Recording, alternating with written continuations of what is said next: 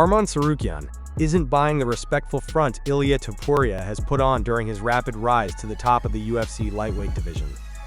While Topuria soaked in the glory of his stunning first-round knockout win over Charles Oliveira at UFC 317, a win that earned him the vacant 155-pound title, Tsarukyan was watching closely, and he didn't like what he saw outside the cage more than what happened inside it. Tsarukyan, who made weight as the official backup for the main event in Las Vegas, believes Topuria is already sidestepping a potential showdown with him. In a blunt post on social media, he called out the new champion directly, claiming Topuria is ducking him because he knows how that fight would go. "It was never supposed to be, Charles. I can finish Ilia, simple as that. And he knows it too. That's why he's avoiding the real #1 contender," Tsarukyan posted on X, adding fuel to a simmering rivalry that could turn into a major storyline for the division moving forward. The undefeated Topuria, now holding the distinction of being a two-division champion after vacating his featherweight strap, seems to have several potential challengers circling him. Tsarukyan among the most vocal. Tsarukyan's claim isn't entirely out of left field either. He's on a strong run, including a controversial decision win over former champ Islam Makhachev and a TKO over Beneil Dariush. His performance has made it difficult for anyone in the top 5 to ignore him, and his presence as a backup fighter at UFC 317 was a clear sign the UFC sees him as a top-tier contender. Yet, Topuria's post-fight moment didn't center around Tsarukyan or any other ranked contender. Instead, the spotlight veered toward Paddy Pimblett after he entered the octagon for a heated face-off, one that ended with Topuria shoving Pimblett as tensions boiled over. It was an unplanned and unsanctioned moment that clearly irritated UFC President Dana White, who later told media he was not happy Pimblett was even allowed into the cage. Still, many fans, and likely Tsarukyan, saw the incident as a potential distraction from more deserving contenders. Pimblett has yet to fight a top 10 opponent, and while his marketability is undeniable, the idea that he could jump the line has created skepticism among hardcore fans and fighters alike. Meanwhile, Justin Gaethje was also in attendance at UFC 317, watching intently from the crowd. The former interim champ and current BMF title holder has made his own title ambitions known, stating he'll only return if it's for the real belt, not a tune-up or a non-title bout. Gaethje has already warned that he may walk away from the sport if he's passed over again, a sentiment Dana White acknowledged but didn't fully support. While White said he loves Gaethje, he made it clear that career threats aren't the way to secure opportunities in the UFC.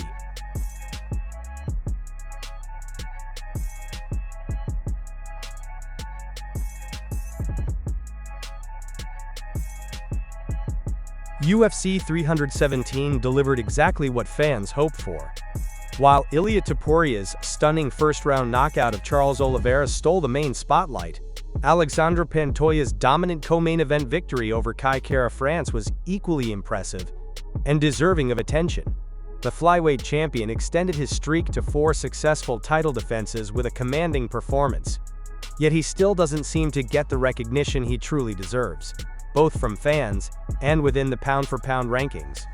Facing one of the most dangerous strikers in the division, Pantoja showed no hesitation in pressing forward, using his world-class Brazilian jiu-jitsu and relentless pressure to control almost every aspect of the fight. It was a textbook display of skill and strategy. Despite this, Pantoja sits at number 9 on the pound-for-pound list, behind former champions like Alex Pereira, who is no longer holding a title. Speaking candidly at the post-fight press conference, Pantoja said, "It no makes sense if I'm not number 2. Given his performances, his frustration is completely understandable." Pantoja's experience of being underrated echoes that of Demetrius Johnson, another flyweight legend who is often overlooked by casual fans despite his dominant run. Only later in his career did Johnson gain the widespread respect many believe he always deserved, with some even placing him among the greatest MMA fighters ever. Similarly, Pantoja has been winning over fans slowly but surely with each dominant performance, yet broader recognition remains elusive. Influencers like Nina Marie Daniele have started calling attention to his greatness, urging fans to appreciate the greats while they are still here. Meanwhile, the flyweight division is far from stagnant. Joshua Van, fresh off a brutal war with Brandon Royval at UFC 317, has emerged as the new #1 contender. After Van's win, he faced off with Pantoja, setting the stage for a highly anticipated future clash. Pantoja is approaching this challenge with a fresh mindset, saying, "I'm no more the champion, I'm the challenger. I know who my opponent is, and I know what I want. I want this belt again." This hunter's mentality is crucial for maintaining motivation in a division loaded with hungry contenders. Besides Van, fighters like Manel Kape are rising through the ranks, posing potential threats to Pantoja's reign. The flyweight division is quickly becoming one of the most exciting weight classes to watch, with fresh talent constantly emerging. How Pantoja handles these challenges will be critical in shaping his legacy.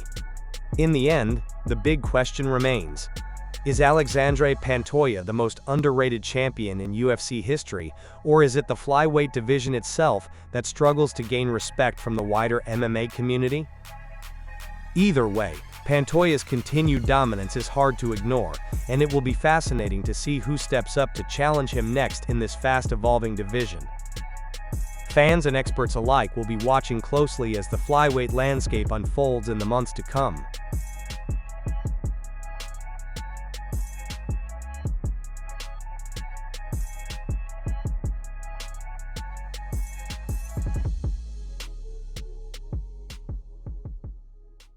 Defying expectations and tradition, Magomed Ankalaev made a bold move earlier this year by choosing to fight during Ramadan, something rarely seen among devout Muslim athletes due to the intense physical toll of fasting and the month's deep spiritual focus. At UFC 313 in March, Ankalaev didn't just show up, he stepped into the octagon to take on one of the sport's most dangerous strikers, Alex Pereira, for the UFC Light Heavyweight Championship. In a performance that shocked many, especially considering the timing, Ankalaev pushed through the odds and left with gold wrapped around his waist.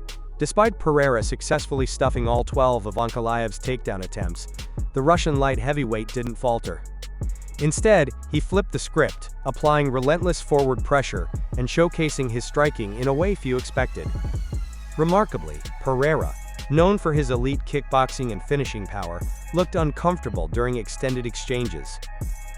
Ankalaev dragged him into deep waters, not just physically, but tactically, dictating much of the pace and landing meaningful shots that kept the Brazilian hesitant. When it went to the judges, the verdict was clear: Ankalaev by decision. And with that, the belt changed hands. After the bout, there was mutual respect. Both men nodded to the idea of a rematch. But now, more than 3 months later, there's still no movement. Ankalaev continues to push for the second fight, while Pereira appears to have shifted his focus elsewhere, possibly toward higher profile, higher paycheck opportunities. Speculation about Pereira's interest in a heavyweight jump has only fueled questions about whether he's done chasing light heavyweight supremacy. Today, the situation escalated again. Ankalaev took to social media to blast Pereira, claiming the Brazilian is once more requesting a fight during Ramadan, something Ankalaev sees as either a misunderstanding of his priorities or, more cynically, a deliberate ploy. His post read, "Breaking news. Alex now asking he wanna fight me during Ramadan again. I need more time. And the other clown he have to do his homework. Let me fight Carlos the first, think he's more dangerous than all of them." The comment, half sarcastic, half serious, immediately drew reactions online. Some fans criticized Pereira, accusing him of trying to game the timing of the rematch. Others saw Ankalaev's frustration as proof that Pereira may be sidestepping a tough stylistic matchup. And then there's the wild card, Carlos Ulberg. The New Zealander has surged in popularity and rankings, and Ankalaev name-dropping him suggests he's ready to pivot if Pereira continues to avoid the dance. At 37, Alex Pereira is nearing the tail end of his fighting prime, yet remains one of the UFC's biggest draws. That status has opened doors, super fights, potential heavyweight clashes, and huge paydays, but it may also be closing the door on unfinished business in the division he once ruled. For Ankalaev, the legacy-defining fights still matter. He wants to prove his championship wasn't a fluke, that his win over Pereira was more than just a tactical masterclass. It was a turning point. Whether the UFC brass push for the rematch or move in a different direction remains to be seen. But one thing is clear. Magomed Ankalaev is not backing down, and he's ready to remind the world, again, that sometimes the most dangerous fighters are the ones who don't care about spotlight or spectacle. They just want the fight.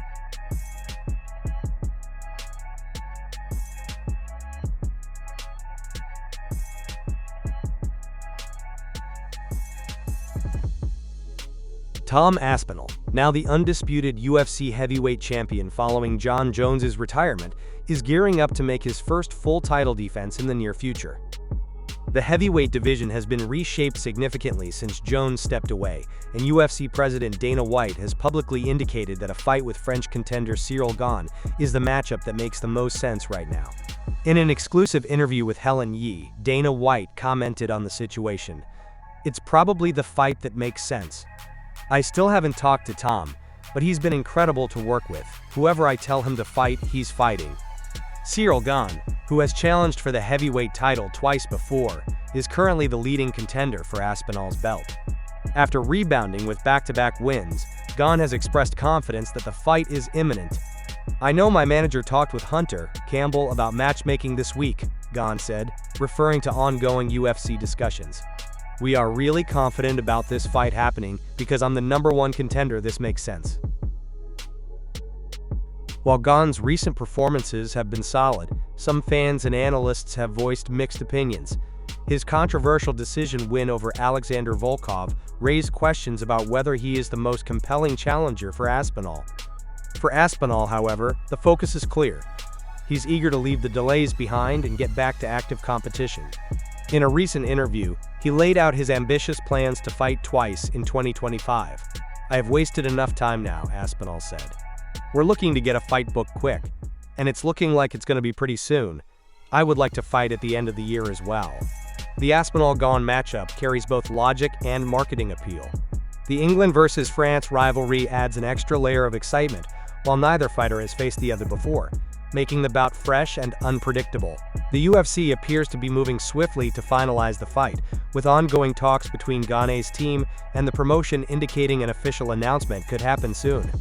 This bout will not only clarify the heavyweight division's hierarchy, but also set the tone for the next era following the era-defining reign of Jon Jones. Fans will be watching closely as Aspinall looks to cement his legacy, and Gane aims to reclaim his place at the top of the heavyweight mountain.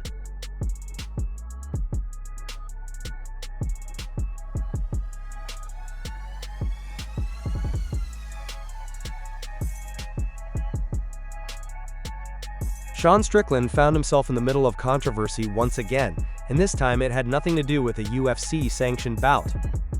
The former middleweight champion, notorious for his outspoken persona and combustible temper, stepped over the line at a regional MMA event when he physically confronted a victorious fighter inside the cage.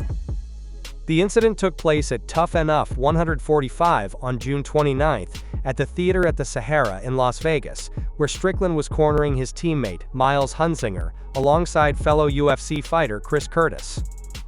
During the bout, Hunsinger was caught in a tight standing guillotine choke early in the second round by Luis Hernandez.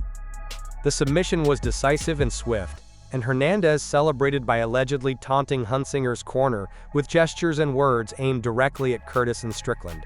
Whether it was trash talk or something more personal, it didn't take long for Strickland to react the way many have come to expect.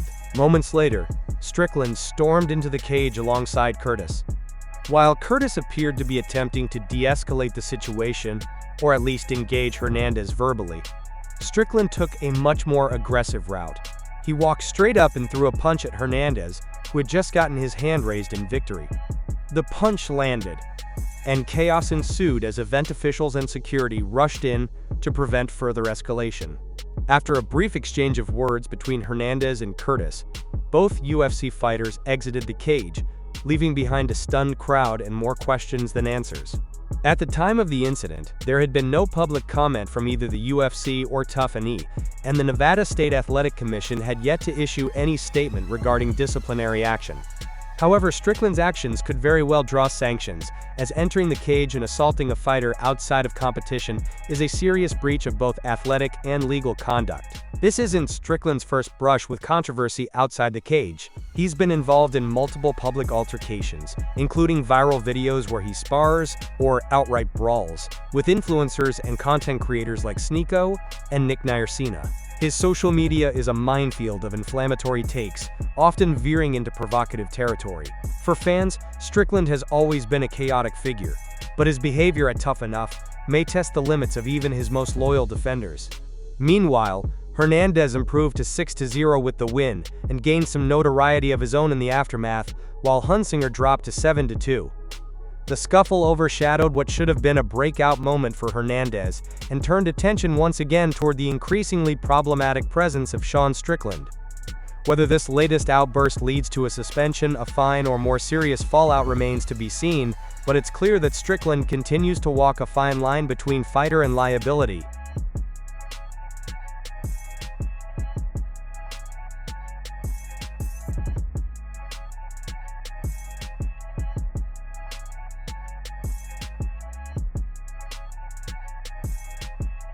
Paddy Pimblett isn't just talking about Ilia Topuria like another name on his list. This is personal.